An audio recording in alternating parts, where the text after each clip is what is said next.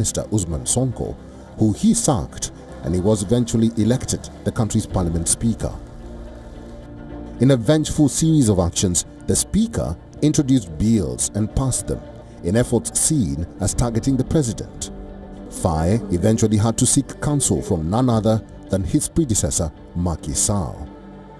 Senegal's ex-president Sall, who is campaigning to become the next United Nations Secretary General, held a meeting in Dakar with his successor, a visit criticized by the former leader's detractors. The trip marked the first time that Sall, who led the nation between 2012 and 2024, has returned to the West African country since leaving office in April 2024. More than 1,000 supporters turned out in the heat to welcome Sall mid-afternoon at a military airport in Dakar, where he greeted the crowd from atop a vehicle. It is an honor today to see President Bassirou Diomaye Faye invite Macky Sall to offer him his support. This truly is a source of reassurance for all of Senegal, and it proves that Bassirou has truly understood that Macky is the right candidate. He decided to host the President of the Republic to discuss with him the possibility of supporting his bid for the UN post. So, as a Senegalese citizen, it's a source of pride to see that there is national unity. The President of the Republic has demonstrated it, and we thank the President of the Republic, Diomaye Faye, for reconsidering his initial decision.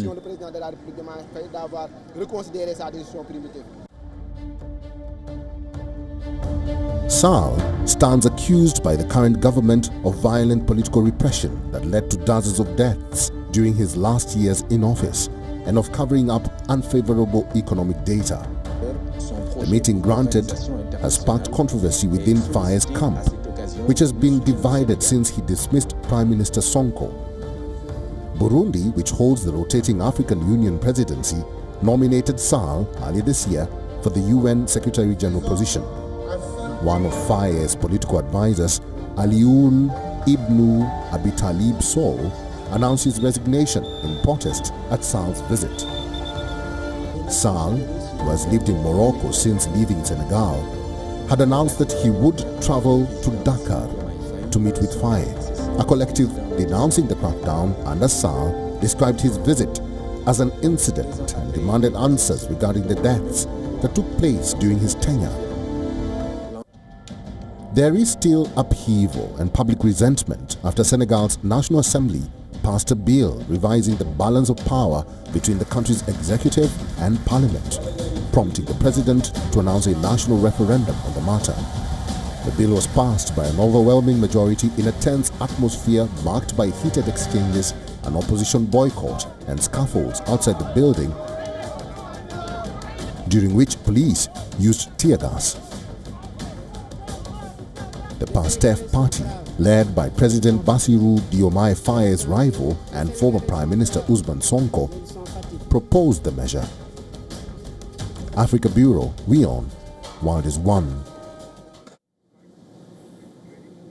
Incumbent President Carlos Manuel Villanova has won a second five-year term in Sao Tome and Principe's presidential election held on Sunday, according to preliminary results released by the National Electoral Commission. Over 140,000 voters were registered for the election. Following the withdrawal of one candidate, 4 candidates remained in the race, including Nito Villegas Dabreu, a member of the National Assembly, who was Nova's biggest rival and contender.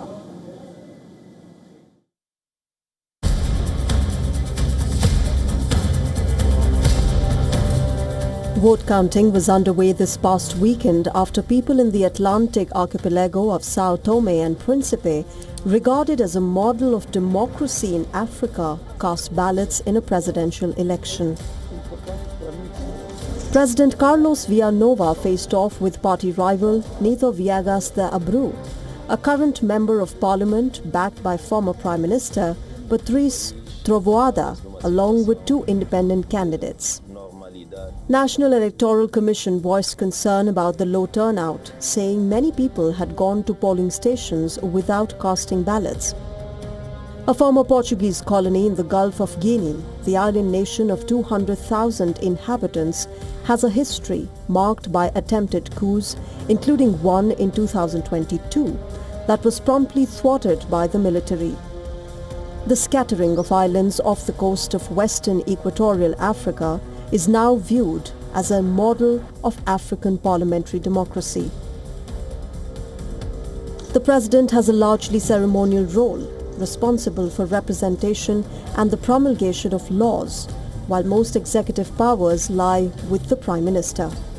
Nova supporters celebrated in the streets of the capital after preliminary results showed he had won a second 5-year term in Sunday's presidential election. The National Electoral Commission made the announcement with international observers describing the vote as peaceful.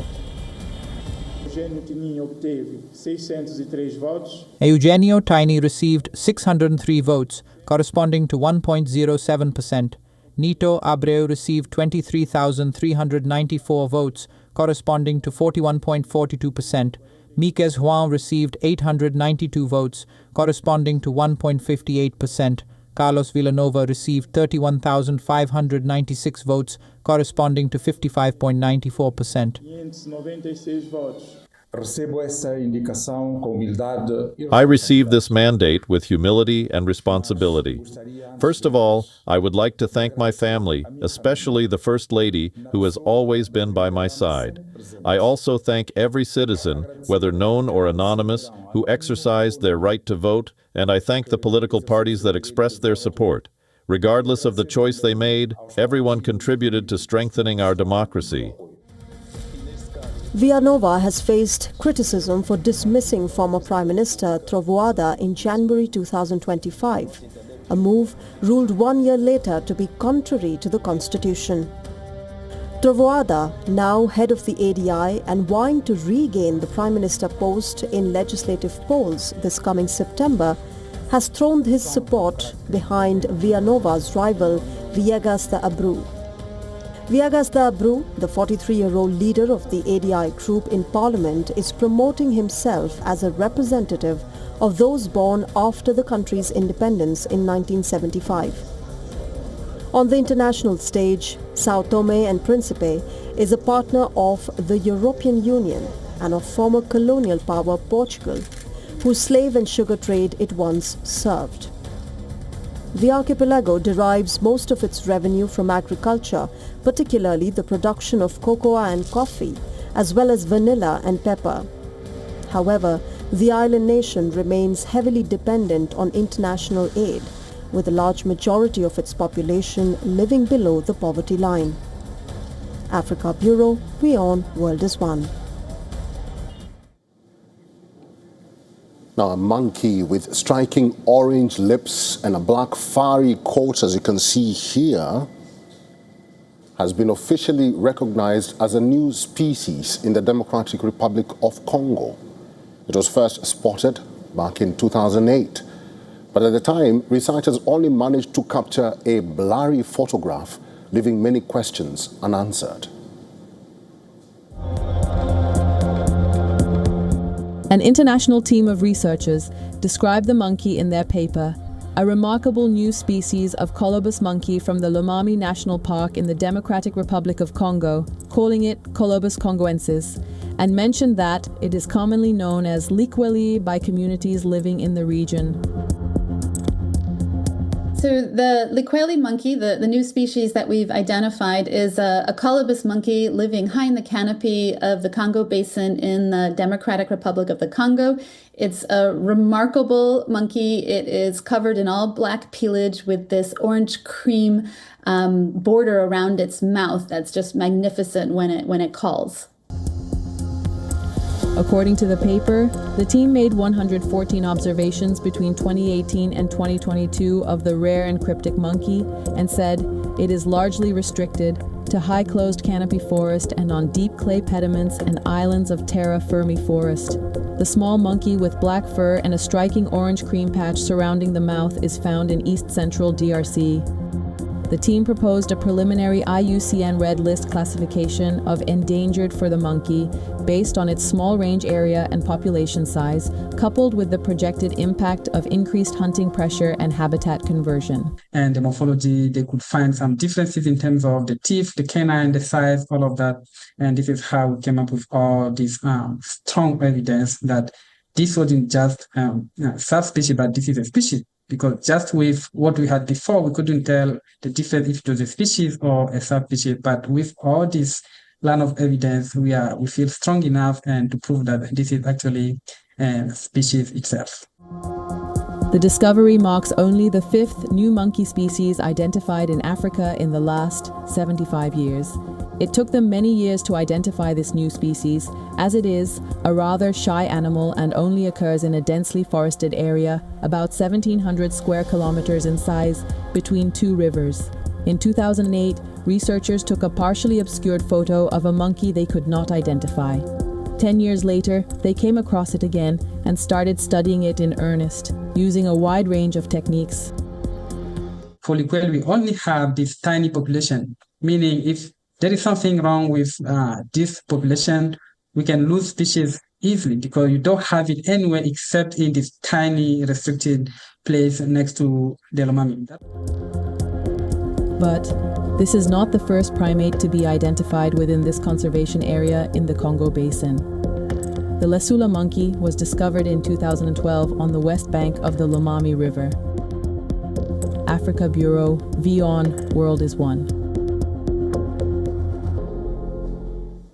Kenya's High Court dismissed a bid by a Rastafarian group seeking to legalize the use of cannabis for religious purposes.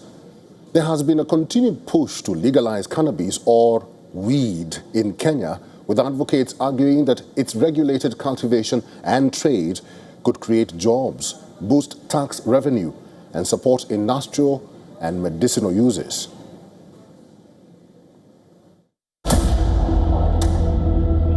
Kenya's High Court dismissed a petition seeking to legalize the use of cannabis by Rastafarians for religious purposes. Use is an essential element of the religion. The limitation of the petitioner's right. Kenya's Narcotic Drugs and Psychotropic Substances Control Act prohibits the cultivation, possession, and use of marijuana.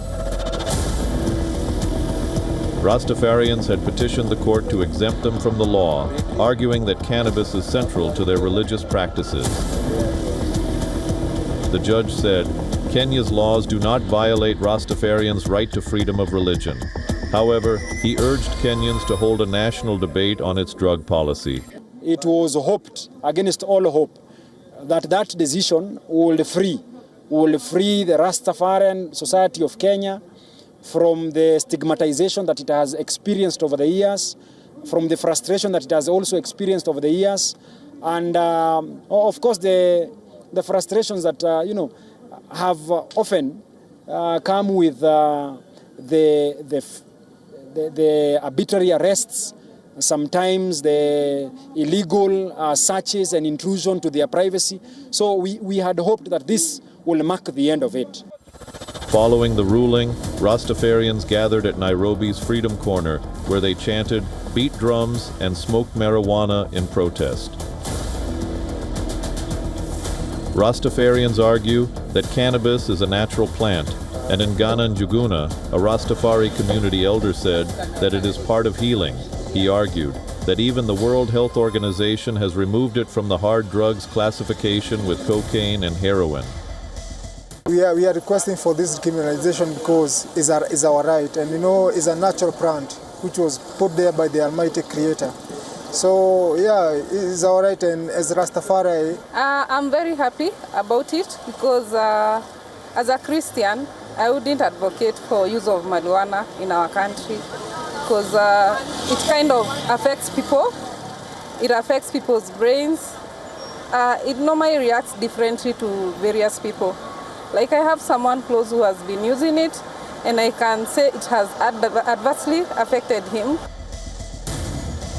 Smoking marijuana is punishable by a fine of up to $2,000 and imprisonment for up to 10 years or both. Drug trafficking carries stiffer penalties, including higher fines and longer prison terms. tumekuja hapa mahakamani kutafuta. We came here to court to seek justice, and during these 6 years we have been persevering and we will not lose hope. We will continue to pursue our rights, because when you see one door has been closed, we believe other doors have been opened. The petitioner's lawyer said Rastafarians have faced stigmatization, sometimes the illegal searches and intrusion into their privacy. He said they would appeal the decision in the Court of Appeal. Africa Bureau, WION, World is One.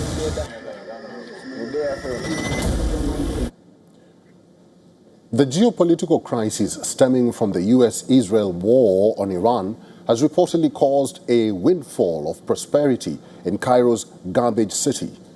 In the twisting corridors of Cairo's garbage city, recycling specialists are reaping profits because they're finding themselves fielding calls from factories competing for plastics to plug supply shortfalls caused by the war.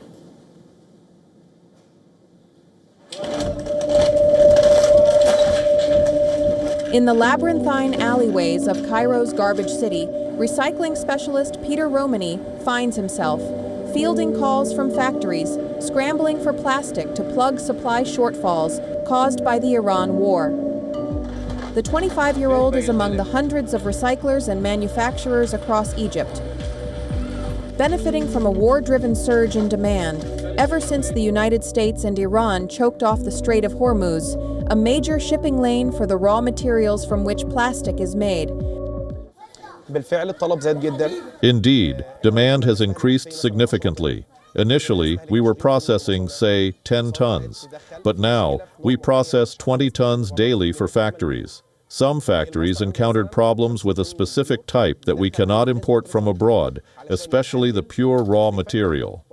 So, a factory that might need 5 tons of pure material now adds a percentage of recycled material to it to reduce costs and continue production. Therefore, they began to shift towards recycling as a better option. Home to more than 115,000 residents, Manshiet Nasser is a predominantly Coptic Christian neighborhood nestled beneath the Mokattam Hill and facing Cairo's historic citadel. The settlement handles more than a third of the capital's waste, according to government figures. Families live and work under the same roof, often separated from mountains of waste by little more than a staircase or curtain, exposing them to foul odors, plastic fumes, and other health risks. Downstairs, men sort plastics, cardboard, paper, metals, and glass into neat piles, destined for workshops and factories. There was an increase in the recycling sector, ranging from 1,000 to 5,000 Egyptian pound per ton, depending on the type and quality, which significantly stimulated the industry.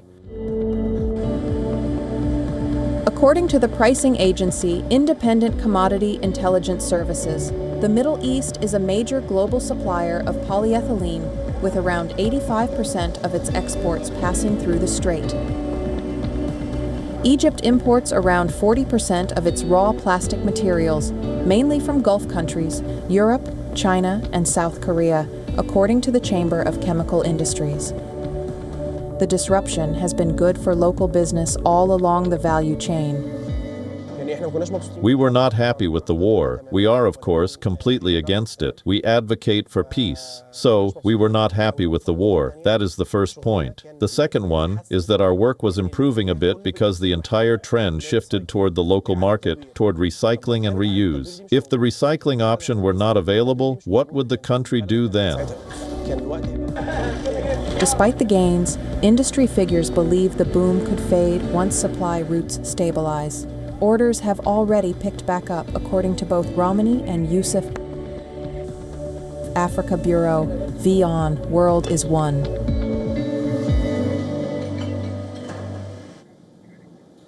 Football fans across the world were gripped by the World Cup tournament, including a group of older ladies in rural Kenya. They're already soccer fans and practice their skills as members of the Mayani Grannies Football Club, and they want a Grannies Football World Cup soon.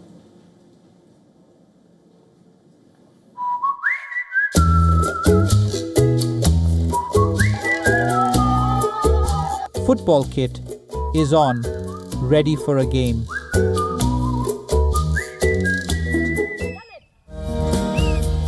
But this isn't your typical soccer player. Penina Wambua is 56 years old and a grandmother to 3 children. Joining the Mayani Soccer Grannies has changed her life.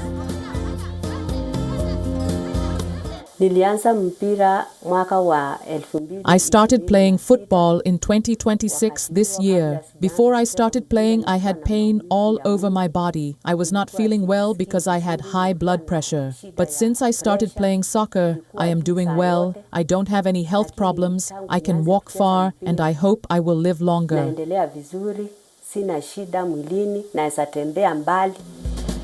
Wambua is one of a growing number of older women in Makueni County who are embracing the sport. In this rural area, the team was set up to encourage older ladies to stay active and healthy.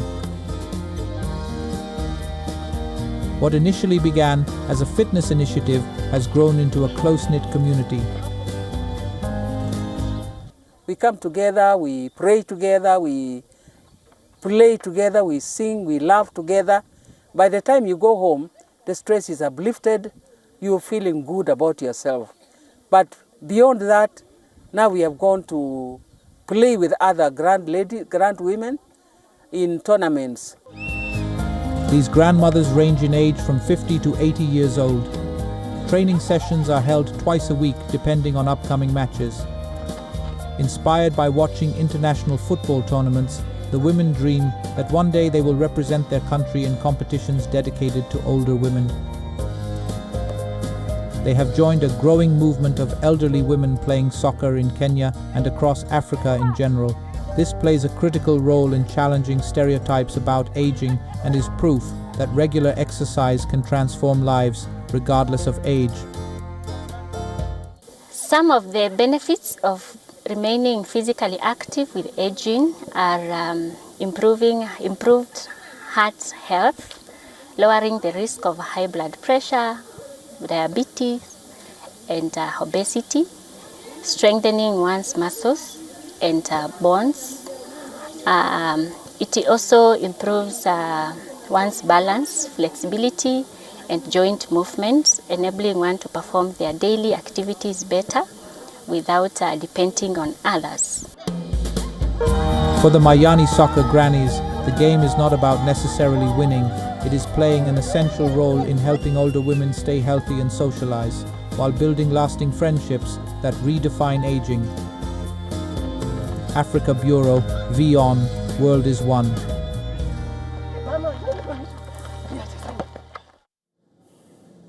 A note to AFCON, FIFA and UEFA. Give the grannies a World Cup. Thank you, Africa, for watching the show this week. Get in touch with us on our website and social media platforms and share your stories with us. We'd love to highlight them to the world. This is WION World is One. I'm Eric Njoka. Goodbye.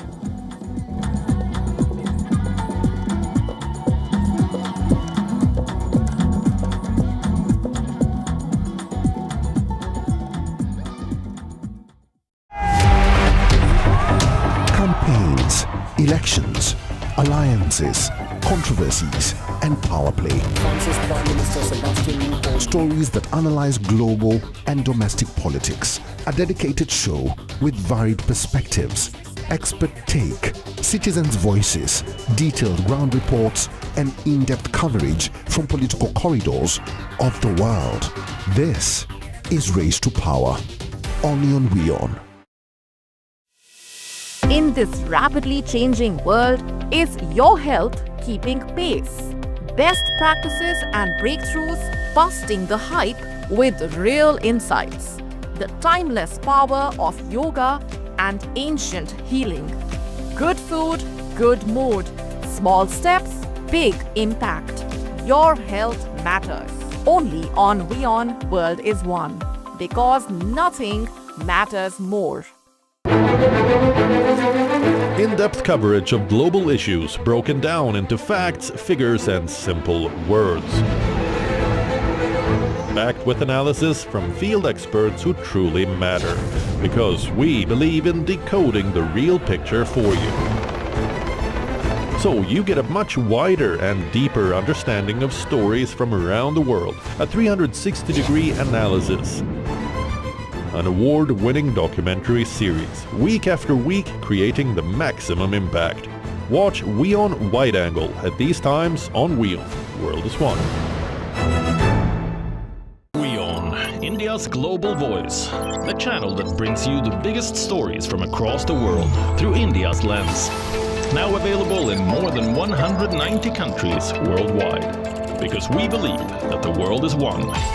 Watch us in Africa, Europe, USA and Canada, South America, Asia Pacific, Middle East and North African regions. Also available on these digital platforms across the world. WION. World is One. Campaigns, elections, alliances, controversies, and power play. Stories that analyze global and domestic politics. A dedicated show with varied perspectives, expert take, citizens' voices, detailed ground reports, and in-depth coverage from political corridors of the world. This is Race to Power, only on WION. Know more, understand better, think ahead.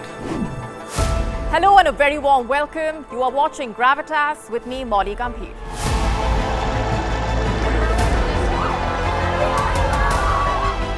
Get the facts, not the bombast. On the 26th of March, dynamic pricing, Baloch separatists, Gravitas cuts out the clutter. Gravitas keeps calm when others scream. Gravitas brings news to life.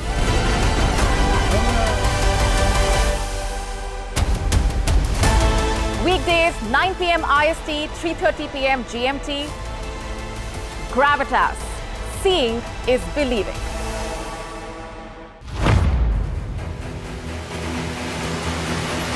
Get the latest updates. Breaking news. Credible, clear, continuous. Experts across aisles. Diverse voices, one platform. WION World is One.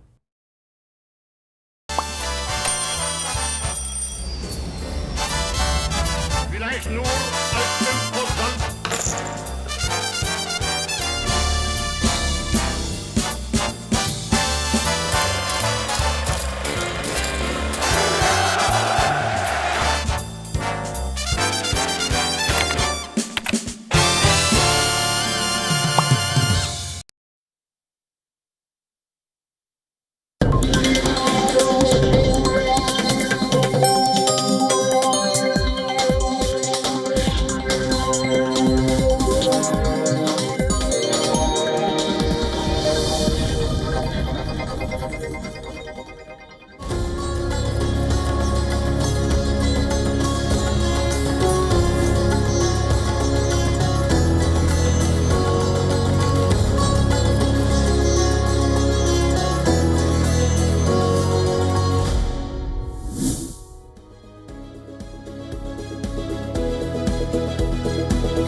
Hello, you're watching Race to Power. I'm Shreya Upadhyay. The massive showdown between Cockroach Janata Party and the government continues as we speak. Today, even as demonstrators went back to Jantar Mantar to continue their protests despite the police crackdown, the opposition Congress party led by Rahul Gandhi opened up a new front outside Prime Minister Narendra Modi's residence in New Delhi, demanding his resignation. We get you the biggest developments from today. And we also get you how mothers in America seem to be the latest group that disapproves of President Donald Trump. About 62% of moms feel that Trump isn't really handling his job well. Why is that? We get you all the details on the show tonight. But first, what's been happening here in India? The massive showdown between Cockroach Janata Party protesters and the government continues. From the parliament to the streets of Delhi, anger against the NEET paper leak has been dominating India's national political discourse. So far, there had been a single protest where CJP members, students, parents,